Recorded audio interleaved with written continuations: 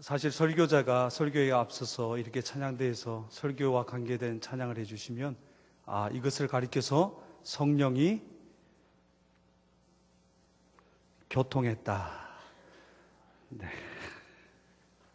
우리 옆에 분에게 이렇게 축복하겠습니다. 성령이 교통하는 시간이 될 수 있기를 바랍니다. 제일 가슴 아플 때가요, 설교자가 설교할 때 어떤 분은 은혜를 받는데 어떤 분은 은혜를 못 받을 때 참 가슴이 아픕니다. 우리 옆에 분에게 우리 다 같이 은혜 받읍시다. 네. 사랑하는 성도 여러분, 여러분의 영혼이 정말 잘 되셨으면 좋겠습니다. 그 영혼의 덕택으로 또 범사가 형통하시고 또 육체가 강건하시기를 주님의 이름으로 축복합니다. 흔히들 9988-234라고 이야기하지요. 99세까지 팔팔하게 살다가 2, 3일 아프다가 4일째 꽥. 네. 근데 저는 그 말보다는 그냥 하나님 은혜 가운데 9988땡 했으면 좋겠습니다. 그냥 아프지 말고 하나님의 부르심을 받아서 또 큰 놀라운 별세의 복도 받으셨으면 하는 것이 또 우리 어르신들한테 가지는 마음입니다. 우리 옆에 분에게 좀 길지만 이렇게 축복합니다. 사랑하는 성도님, 당신의 영혼이 잘됨 같이 범사가 잘되고 육체가 강건하시기를 축복합니다. 시작. 사랑하는 성도님, 당신의 영혼이 잘됨 같이 범사가 잘되고 육체가 강건하기를 축복합니다. 아멘. 행복이라고 하는 것은 모든 사람이 추구하고 또 원하는 것입니다. 그런 면에서 기독교는 행복을 약속하고 복을 추구하는 종교입니다. 성경은 오직 하나님만이 행복의 근원이시고 오직 그분만이 우리에게 복을 주시는 분이라고 말씀하고 있습니다. 기독교는 인간의 본능적인 욕구를 채우는 종교가 아니지요. 만일 그렇다면 기독교는 진정한 진리의 종교가 될 수 없습니다. 기독교는 예수 그리스도가 중심이 되는 신앙입니다. 예수님을 통해서만 하나님을 알고 예수님을 만나야 하나님을 발견할 수 있기 때문입니다. 천지가 없어져도 그분의 말씀은 결코 변함이 없습니다. 그분께서 복이라고 하는 것이 복이고 복이 아니라고 하는 것은 결코 복이 될 수 없습니다. 그런데 문제는 우리 주위에 변질된 기독교가 무서운 속도로 파급되고 있다는 사실입니다.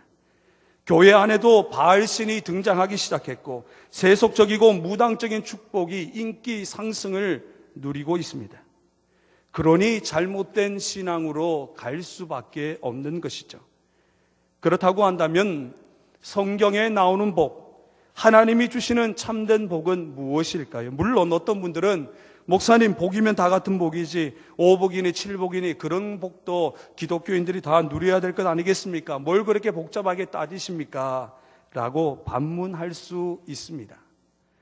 그러나 복의 문제는 대충 넘겨버릴 수 있는 문제가 아닙니다. 기독교 신앙에 있어서 복에 대한 성경적 관점을 갖는 것은 성도가 어떻게 살아야 될 것인가와 밀접한 관련이 있기 때문입니다. 축복이 무엇이냐는 문제는 가장 가치 있는 것이 무엇이냐, 신앙의 목적이 무엇이냐, 왜 신앙생활을 하느냐와의 또 문제와 결부되어 있기 때문입니다. 그렇다면 오늘 성경 예수님은 무리들과 제자들에게 이 산 위에서 너희들에게 복을 가르쳐 주겠다. 그러면 예수님이 우리에게 말씀하시는 복은 도대체 무엇일까요? 산상수훈에서 그 예수님의 뜻을 우리는 발견할 수 있습니다. 우리가 읽었듯이 이 복이 있다라고 하는 말은 8번이나 반복됩니다. 초등학생이라도 이것은 예수님께서 복이 무엇인지 가르치는 말씀이라는 것을 알 수 있습니다. 그럼에도 불구하고 우리가 읽었듯이 예수님의 복이라고 하는 것은 우리의 가슴을 막 뛰게 한다거나 또한 벅차게 한다거나 기쁨을 주는 것은 결코 아닙니다. 왜냐하면 우리가 알고 있는 복과는 전혀 다른 가치관을 갖고 있기 때문이죠.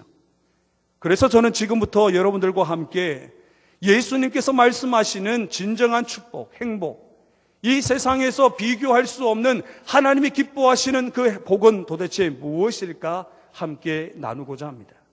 한번 따라할까요? 심령이 가난한 자는 복이 있다.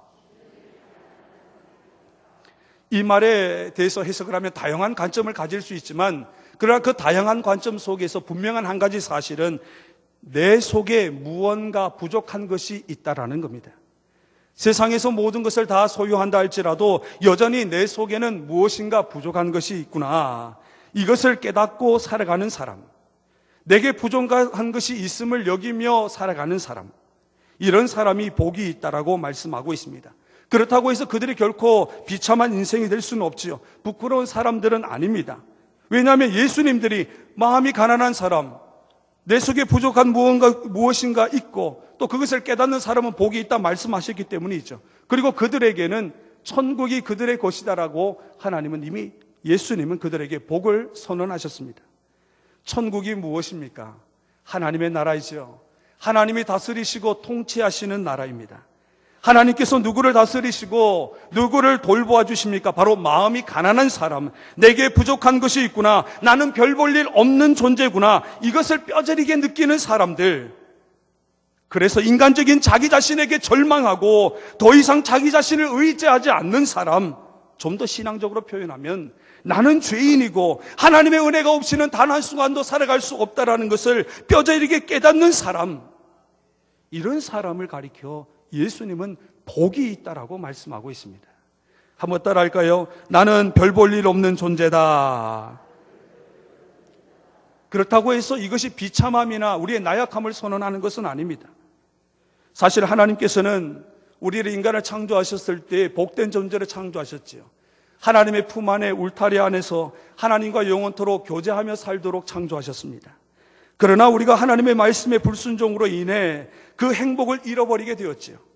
그러므로 우리는 하나님을 떠나서는 아무것도 할 수 없는 존재, 하나님의 도우심과 하나님의 보살피심과 인도하심이 없이는 하루도 살 수 없는 것을, 그런 존재인 것을 깨닫는 사람, 그런 사람이 마음이 가난한 사람이고 그들에게 천국이 그들의 것이다라고 말씀하고 있습니다. 늘 자기 자신을 잘 아는 것보다 가장 귀한 것은 없습니다. 사랑하는 성도 여러분, 늘 심령이 가난한 사람들이 될 수 있기를 주님의 이름으로 축복합니다. 두 번째, 한번 따라하겠습니다. 애통하는 자가 복이 있다. 쉽게 얘기하면 슬프게 우는 사람들이 복이 있다라는 말입니다. 사랑하는 성도 여러분, 여러분은 얼마나 많이 울어보셨습니까?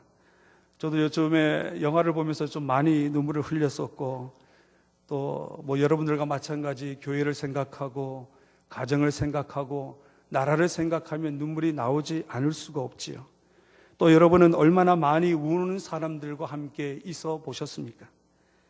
우는 사람을 볼 때 분노해서 우는 사람들, 억울해서 치를 떨며 우는 사람들을 보게 됩니다. 우리는 우는 사람을 볼 때 측은하게 보기도 하고, 또 때로는 우는 사람들을 보면서 그럴수록 더 마음을 독하게 먹어야지, 더 힘을 내야지, 울긴 왜 울어 하며 다그치며 또는 위로하며 격려할 수도 있습니다. 흔히 남자들은 울면 안 된다고 얘기하죠. 남자답지 못하다나요.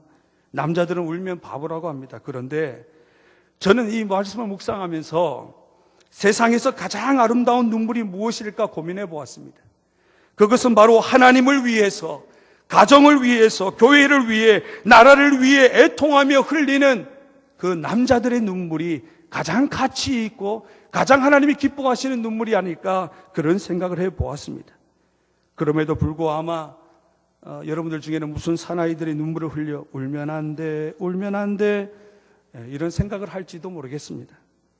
그러나 예수님은 무엇이라고 말씀합니까?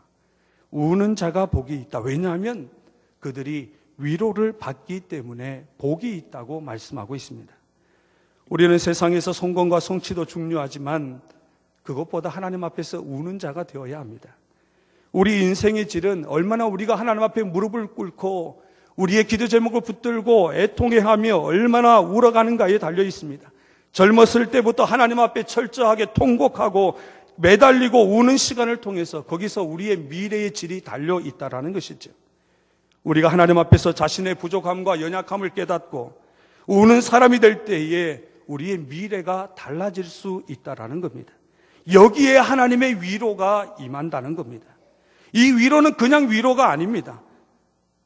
이 세상에 어떤 절망과 좌절이 찾아온다 할지라도 이 위로를 받게 되면은 다시 우리에게 솟아날 구멍이 생기게 되고, 그래서 다시 일어나게 되고, 마침내 하늘의 문이 열리게 되는 하나님이 주시는 참된 위로가 될 수 있기 때문입니다.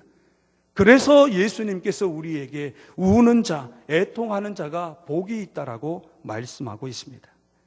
진실로 여러분이 기도를 통해서 여러분의 가정과 여러분의 직장과 여러분의 삶을 통해 정말 진정 하나님 앞에 무릎 꿇고 애통할 때에 하나님께서 여러분을 위로하시고 다시금 일으켜 주실 줄 믿습니다.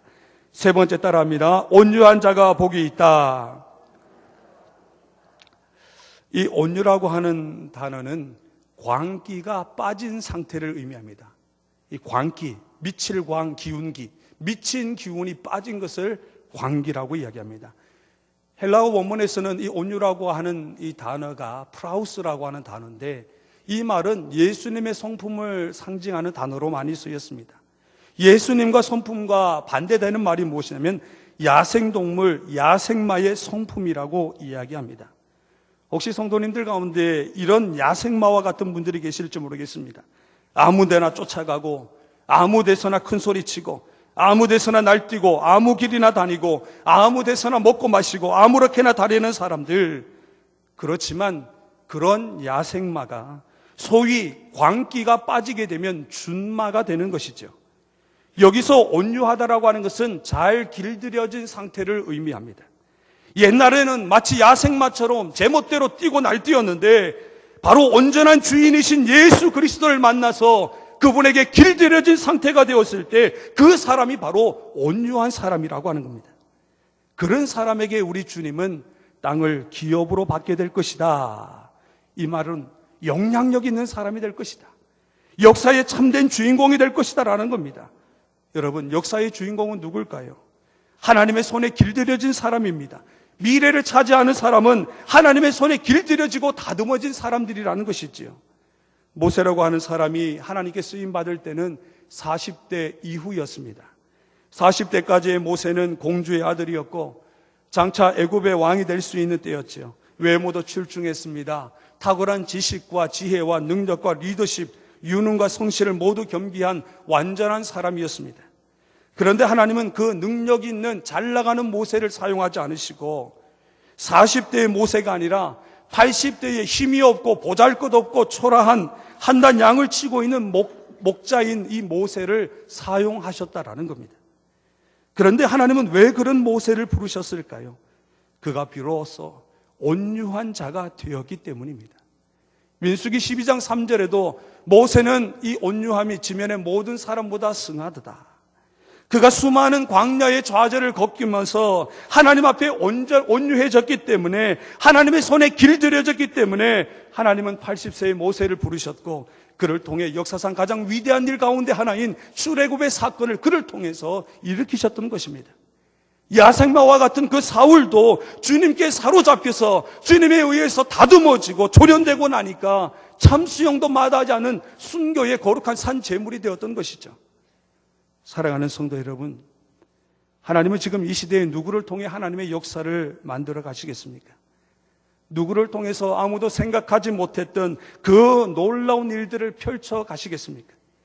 그것은 예나 지금이나 변함없이 바로 온유한 사람들, 하나님 앞에 자신의 부족함을 깨닫고 또한 끊임없이 하나님 앞에 애통해야 하면서 그의 영혼이 하나님의 다스리심과 하나님의 위로를 가득가득 채워가면서 순간순간마다 하나님 앞에 길들여진 사람, 그 사람을 통해 하나님은 하나님의 나라의 역사의 주인공으로 삼으시고 놀라운 일들을 이루어 가십니다.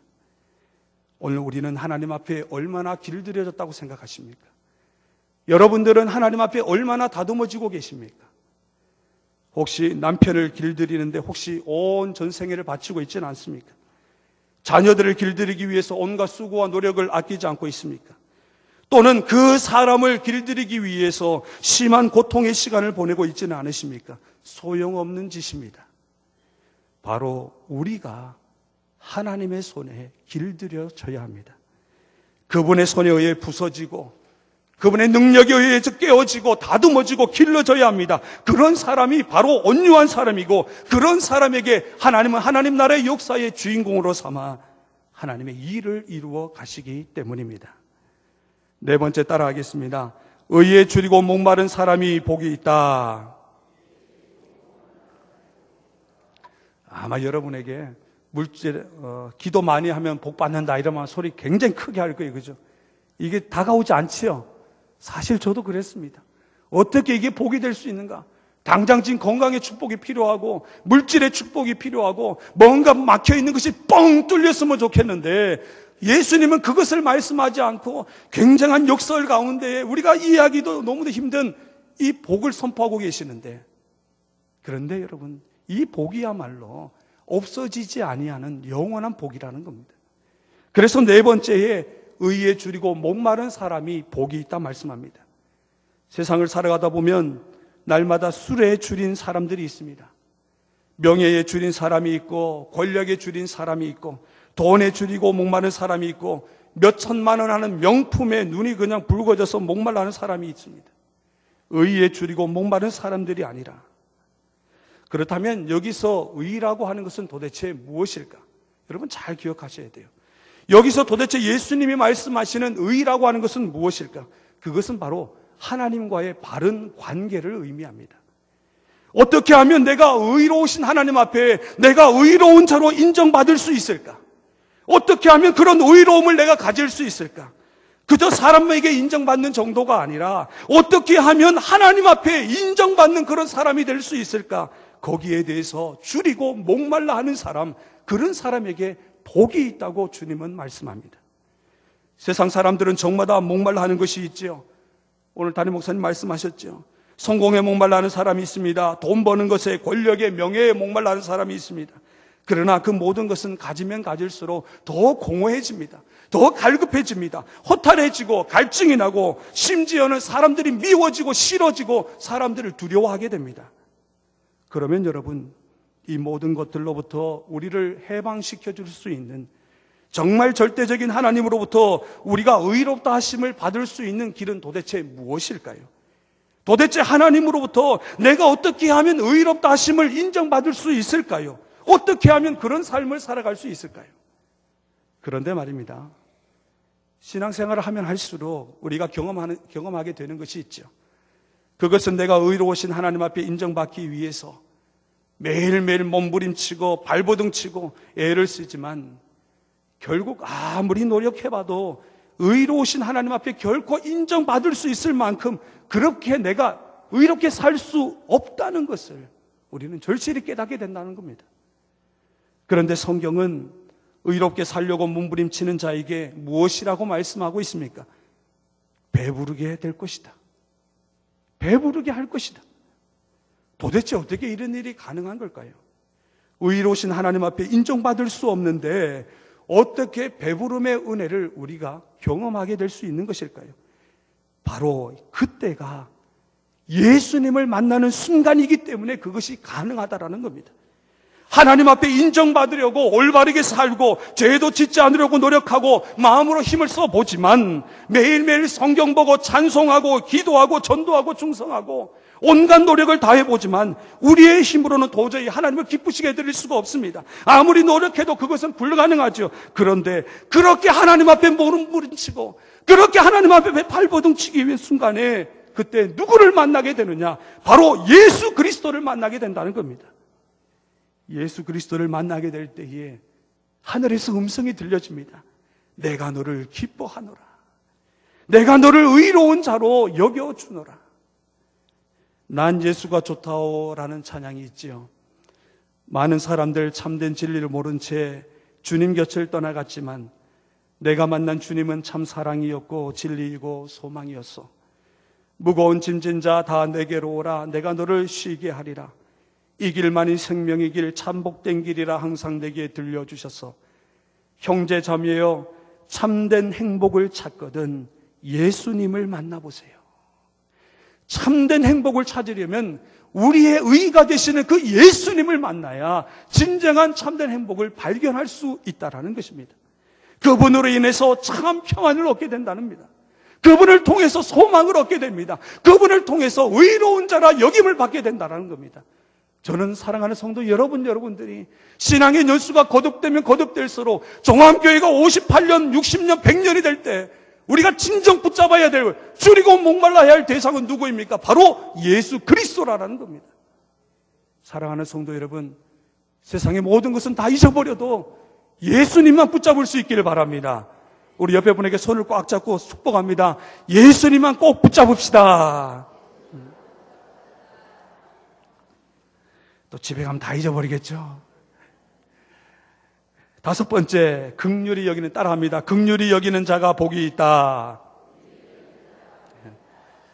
이것은 인간관계에 대한 말씀입니다. 누가 복이 있느냐? 바로 긍휼히 여기는 자가 복이 있다. 이것은 사실 예수 그리스도를 만나지 않고서는 불가능한 일입니다. 부모님에게 그에게 상처를 주는 자녀들을 어떻게 여러분 긍휼히 여길 수 있을까요? 반대로 자녀는 그렇게 자신들에게 상처를 주는 부모를 어떻게 긍휼히 여길 수 있을까요? 우리의 가슴 속에 그렇게 못을 박았던 사람들을 우리가 어떻게 긍휼히 여길 수 있을까요? 내가 조금만 힘을 얻어서 내가 조금만 더 잘 나가면 내가 당신들을 다 짓밟아 버릴 거야. 절대 가만두지 않을 거야. 물론 우리 중에는 없을 거라고 믿습니다만, 살아오면서 내게 그렇게 수많은 상처와 아픔을 안겨다 주는 사람이 참 우리 주위에 많이 있습니다. 지금도 우리를 무시하는 사람들이 있고 우리를 짓밟고 있는 사람들도 있습니다. 잘해주고 또 잘 대해주면 오히려 머리 꼭대기로 기어 올라가는 사람들이 있다라는 겁니다. 그런데 우리가 어떻게 주님이 말씀하신 것처럼 그들을 긍휼히 여길 수 있을까? 성도 여러분, 이 긍휼이라는 것은 인간관계에 있어서 너무도 중요한 관계의 핵심입니다. 인간관계는 언제 풀려질까요? 쉽게 얘기하면 그 사람을 긍휼히 여기게 될 때, 그 사람을 긍휼히 여기게 될 때 인간관계의 높은 병은 무너지게 됩니다. 그런데 어떤 사람만 할 수 있느냐? 여러분 아무리 결심해 보십시오.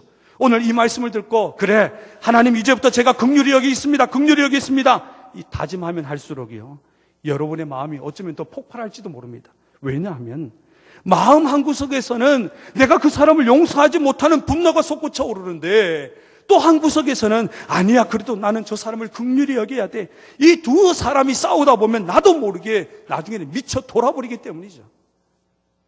그런데 이것은 우리의 노력으로 할 수가 없습니다. 이것은 예수 그리스도를 만난 사람만이 할 수 있는 일입니다.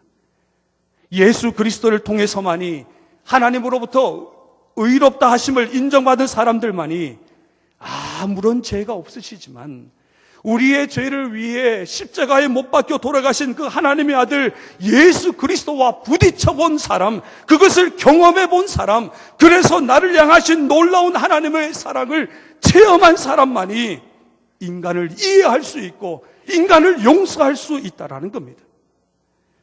좋은 부모가 되는 것도 안 하는 것이 아니라 못하는 것이죠. 이 세상 살아가면서 다른 이에게 상처 주고 싶지 않지만 그들이 안 하는 것이 아니라 못하는 것입니다. 성경은 말씀합니다. 인간은 죄의 노예가 되어 있습니다. 공중의 권세 잡은 자들의 노예가 되어 있고 이 세상의 악한 주관자들의 노예가 되어 있습니다. 어느 누구도 이 끈을 끊을 수 있는 사람은 결코 없습니다. 그러나 죄와 사단과 세상의 노예가 되어 있던 우리를 거룩하고 의로우신 하나님께서 우리를 외면하지 않으셨다라는 겁니다. 대신 우리 같은 사람을 위해 독생자 예수 그리스도를 보내주셨고 그분이 우리의 죄를 대신 지시고 하나님의 분노를 대신 담당하시고 우리가 다 받아야 될 모든 부끄러움을 담당하셨다라는 겁니다. 바로 이 놀라운 하나님의 사랑을 경험한 사람, 삶 가운데 그것을 부딪혀본 사람에게만 일어나는 일들이 있는데 그것이 바로 사람을 불쌍히 여기는 긍휼의 마음인 것입니다. 그래서 의에 줄이고 목마른 사람들만이 모든 사람들을 불쌍히 여길 수 있습니다. 그런 긍휼히 여기는 자에게 주시는 하나님의 축복이 있는데 바로 긍휼히 여김을 받을 것이다. 우리 옆에 분에게 이렇게 축복합니다. 하나님의 사랑으로 사랑하겠습니다. 하나님의 마음으로 용서하겠습니다. 여섯 번째, 우리 주님이 말씀하시는 여섯 번째 복은 따라하겠습니다. 마음이 청결한 자가 복이 있다. 흔히 청결하면 아무것도 없는 깨끗한 것을 생각하지요. 그런데 아무것도 없으면 거기 무슨 복이 있겠습니까? 아무 생각이 없는 것이겠죠. 그렇다면 마음이 청결하다고 하는 것은 도대체 무엇일까? 아무것도 없는 것이 아니라, 여러분 중요합니다. 마음이 청결하다는 것은 아무것도 없는 것이 아니라 한 가지만 있는 것을 의미합니다. 바로 예수님에게만 그의 마음이 집중되고 주님의 말씀에만 집중되어 있는 사람, 그 한 가지에 목숨을 걸고 있는 사람, 바로 그들이 마음이 청결한 사람이라는 겁니다. 이렇게 예수님에게 집중하는 인생, 마음이 청결한 자에게 주시는 복이 무엇입니까? 하나님을 보게 된답니다. 여러분 상상이 되시나요? 하나님을 보게 된답니다. 누가 하나님을 보게 되느냐? 주님의 말씀과 주님의 붙들려 사는 사람, 그 사람들이 이 세상 가운데에 하나님을 보게 된다. 이런 찬양이 있죠. 빛이 없어도 환하게 다가오시는 주 예수 당신이여, 음성이 없어도 똑똑히 들려주시는 주 예수 나의 당신이여. 누가 하나님을 만날 수 있을까요? 누가 그분의 음성을 들을 수 있을까요? 마음이 청결한 사람입니다. 우리도 지금 주님의 음성을 들을 수 있습니다. 지금도 그 빛에 사로잡혀 살아갈 수 있습니다. 어떻게 할 때? 바로 우리의 마음이 청결해질 때에 예수님의 보혈로 씻겨지고 성령의 도우심에 의지해서 예수 그리스도의 말씀에만 붙잡혀 살아가기를 결심하고 끊임없이 넘어지더라도 또다시 하나님의 말씀을 붙들고 순종하게 될 때, 그때 바로 우리는 하나님을 보게 되는 은혜가 우리에게 임하게 되는 것입니다. 사랑하는 성도 여러분, 여러분의 마음이 청결해지기를 바랍니다. 여러분의 마음이 하나님께만 집중되기를 원합니다. 주님의 말씀에만 순종할 수 있기를 바랍니다. 일곱 번째 따라하겠습니다. 화평하게 하는 자는 복이 있다. 이제 얼마 안 남았습니다. 조금만 참으세요. 여덟 번째까지. 평화를 만드는 사람이 복이 있다. 한국 사람들은 이 평화가 무엇이냐 물으면 흔히 이렇게 대답하죠. 싸우지 않는 상태가 평화다라고 이야기합니다. 성도님들에게 요즘 가정이 평화로우십니까? 물어보면 네, 평화롭습니다라고 말을 합니다. 그래서 혹 이렇게 물어보죠. 어떻게 해서 평안하신지요? 물어보면 네, 목사님 요즘은 안 싸워요. 예전엔 빈병도 왔다 갔다 하고 재떨이도 왔다 갔다 하고 별도 반짝반짝 보이기도 했는데 이제는 너무 평화롭습니다. 한국 사람은 너무 싸우는 구조 속에서 자라다 보니까 평화하면 싸움이 없는 그런 삶을 생각합니다. 그러나 성경은 그렇게 이야기하지 않습니다. 성경에서 말씀하는 이 평화의 의미는 내 속에 있는 적대감이 사라지는 것을 의미합니다. 사람과 사람 사이에 사로잡고 있던 그 적대감이 파괴되는 것, 그것을 가리켜 평화요 화평이라고 이야기합니다. 어느 누구도 그 마음을 풀어줄 수가 없지요. 이것은 정말 그리스도인들만이 체험할 수 있는 것입니다. 그런데 예수 그리스도를 만나게 되면, 그리고 예수 그리스도의 영에 사로잡히게 살게 되면 어느새 그 내 속에 있는 적대감을 만나게 될 때마다 우리에게는 이렇게 거룩한 사명이 생깁니다. 하나님, 저도 예수님처럼 이곳에서 평화를 만들겠습니다. 이 상황 속에서 내가 평화를 만드는 사람이 되겠습니다. 저의 감정을 새롭게 만들어 주옵소서. 우리 부모님을 대할 때마다 새롭게 저의 감정을 창조하여 주시고, 우리 말을 듣지 않는 자녀들에게 있는 나의 적대감을 파괴시켜 주시고, 직장의 원수 같은 상사를 대할 때도 저의 감정을 새롭게 만들어 주옵소서. 때로는 교회 속에서 위선되고 가증해 보이는 사람들이 저들을 향한 적대감도 내 속에서 파괴해 주십시오. 주님이 말씀합니다. 화평하게 하는 자가 복이 있다. 내 속에 있는, 공동체 속에 있는 적대감을 사라지게 만드는 사람은 복이 있다. 이런 사람들을 가리켜 하나님의 아들이라 일컬음을 받게 될 것이라고 말합니다. 누구를 미워하고 적대감을 남겨두면 하나님의 아들이 아니랍니다. 하나님의 아들인 척 살지 말랍니다. 우리 보고. 평화를 생각할 때마다 생각나는 사람이 있죠. 성 프란체스코입니다. 그가 쓴 기도문 중에 평화의 기도는 우리에게 너무도 큰 감동을 줍니다. 주님, 나를 당신의 평화의 도구가 되게 하소서. 미움이 있는 곳에 사랑을, 다툼이 있는 곳에 용서를, 분열이 있는 곳에 일치를, 의욕이 있는 곳에 믿음을, 오류가 있는 곳에 진리를, 절망이 있는 곳에 희망을, 어둠이 있는 곳에 광명을, 슬픔이 있는 곳에 기쁨을 심게 하소서. 자기를 주면 받을 수 있고, 자기를 잊으면 찾을 수 있고, 용서하면 용서받을 수 있고, 목숨을 잃으면 영생으로 부활하겠사오니, 주님, 위로받기보다는 위로하고, 이해받기보다는 이해하고, 사랑받기보다는 사랑하게 해 주소서. 우리 한번 다 같이 할까요? 주여, 나를 평화의 도구로 써 주소서. 우리들 가운데 미움과 다툼과 상처와 분열, 그리고 오류와 의혹과 절망과 어둠과 슬픔이 얼마나 많습니까?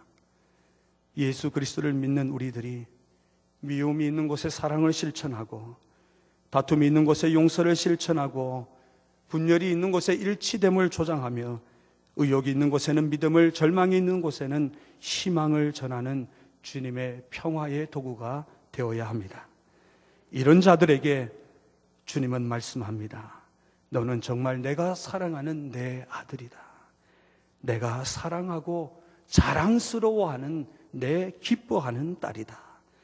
또한 예수 믿지 않는 사람들조차도 화평을 이루어가는 우리의 모습을 보고 이렇게 고백할 것입니다. 보라, 저 사람은 정말 하나님의 아들이구나.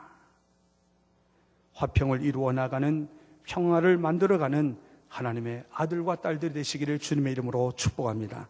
마지막 8번째입니다. 따라하겠습니다. 의를 위하여 박해를 받은 자가 복이 있다. 박해를 받을 사람이 아니고 이미 박해를 받고 있는, 받은 사람이라고 말씀합니다. 이제는 하나님이 원하시는 뜻 때문에 기꺼이 핍박과 고난을 감수하면서 살아가고 있는 사람들, 그들의 삶에는 십자가의 흔적이 있습니다. 고난의 흔적이 있죠. 아픔의 흔적이 있습니다. 왜냐하면 하나님의 뜻이기 때문입니다. 우리는 고난을 기꺼이 받습니다. 회피하지 않습니다. 비록 세상에서 불이익을 당한다 할지라도 결코 도망가지 않습니다. 삶 가운데 십자가의 흔적을 가지고 가는 사람들, 자기 부인의 흔적을 가지고 가는 사람들, 바로 이들이 복이 있다. 그리고 천국이 바로 그들의 것이다. 사랑하는 성도 여러분, 올 한 해를 살아가시면서 우리 사랑하고 존경하는 성도님들이 할 수만 있으시다면 이 산상수훈의 팔복을 날마다 묵상했으면 좋겠습니다. 그렇게 할 때 하나님께서 허락하신 세상이 비교할 수 없는, 세상이 줄 수 없는 참된 행복들을 여러분의 삶 가운데 발견하게 될 것이며 그것을 누리며 살아가게 될 것입니다. 말씀을 정리합니다. 비교할 수 없는 행복을 누리는 사람은 누구일까요? 금방 없어질 잠깐의 복이 아닌 영원히 우리가 누리게 될 그 참된 행복은 어떤 이들에게 주시는 것일까요? 마음이 가난한 사람입니다. 하나님 없이는 살 수 없는 사람, 그들의 영혼 한복판에 하나님을 향한 문이 활짝 열려 있는 사람, 그리고 우는 사람들입니다. 예수님처럼 울면서 하나님의 위로를 가지고 가는 사람들입니다. 그리고 온유한 사람들이 행복한 사람들입니다. 왜냐하면 하나님 앞에 길들여졌기 때문이지요. 하나님과 바른 관계를 맺으려고 몸부림치다가 예수님의 십자가에 부딪힌 사람, 그래서 이제 사람들을 긍휼히 여길 줄 아는 사람, 인간을 가슴에 품는 사람, 그리고 오직 한 가지, 예수님과 그분의 말씀에 지배되고 집중되어 순간순간 주님을 의식하며 살아가는 사람, 빛이 없는 어둠의 세상 속에서도 우리를 찾아오신 그 하나님을 만나고 음성이 없음에도 분명히 똑똑하게 들려주시는 그 살아있는 하나님의 음성을 만나는 사람, 그리고 우리가 있는 곳에서 하나님의 도구로 사용되어지며 평화를 만들어가는 사람, 내 속에 있는 모든 적대감을 떨쳐버리고 모든 이들을 용서와 사랑으로 품을 수 있는 사람, 그리고 하나님께 너는 내 사랑하는 아들이다, 내 기뻐하는 딸이다, 이런 음성을 듣는 사람, 그리고 마지막으로 이 음성에 힘을 얻고 매일매일 예수님처럼 십자가의 흔적, 고난의 흔적을 가지고 살아가는 사람, 이런 사람들을 통해 하나님은 하나님의 나라를 이루어 가십니다. 그리스도인들은 누구일까요? 바로 예수 그리스도, 그 예수님의 가치를 가지고 보석처럼 빛나는 삶을 살아가는 사람입니다. 세상이 결코 비교할 수 없는 참된 행복을 누리며 사는 사람입니다. 이 말씀이, 오늘 우리에게 주신 예수님의 팔복의 말씀이 여러분 인생에 결코 없어지지 아니하고 썩지 아니할 참된 행복의 말씀이 되시기를 주님의 이름으로 축복합니다.